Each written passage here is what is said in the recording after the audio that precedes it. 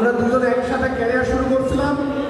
আমরা খেলাধুলা করতাম, প্রথমে হাডুডু, তারপরে ভলিবল, ফুটবল, বাস্কেটবল, ক্রিকেট সব খেলাই আমরা দুজন খেলি।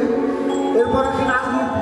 আমরা দুজন আসলে গোল আলু, সেই ছোটবেলা থেকে বিভিন্ন দলের সাথে আমরা জড়িত ছিলাম। আমরা যখন স্কুলে পড়তাম, কলেজে যখন আমরা রাজনীতি করছি, ছাত্রলীগ, ছাত্রদল, শিবির, জেসিবি। এখন অবশ্য নতুন আরেকটা দল আছে, সেই দলে আমার বন্ধু আছে। আমি এখনো দল থেকে পাইনি, ইনশাআল্লাহ নতুন একটা দলে যোগ দেব। তো আমাদের 95 পক্ষ থেকে আমাদের হারুনকে $2000 উপহার দিলাম। আসলে আমরা দেখতে চাই নাকি বন্ধুরা? আমরা দেখতে চাই $2000 কিনা। আমরা লাগাইতে হবে। আসলে আমাদের বান্ধবীদের পুরা কপাল, আমাদের বান্ধবীদের যে সময় বিয়ে হয়েছে, আমি জানি যে 30 বছরে আমাদের বান্ধবীদের যে চেহারা ছিল, এরকম একটা মেয়ে আমি এই কালীগঞ্জের দিকে ওটা দেখি নাই। এত সুন্দর সুন্দর বান্ধবী তাদের বিয়ে হয়েছে আমি কেউ জানি না।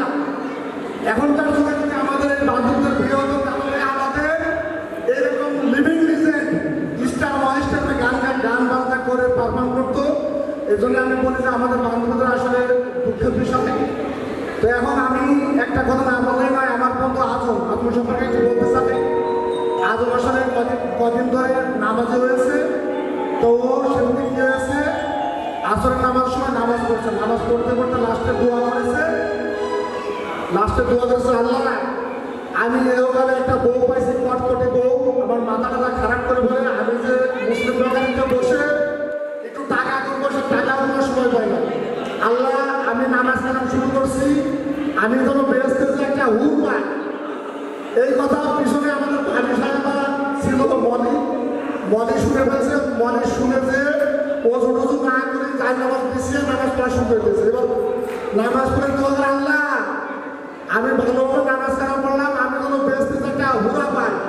এই হলো কাহিনী। ধন্যবাদ। সময় নেই, আমাদের সময় স্বল্পতার কারণে এখন আমাদের সামনে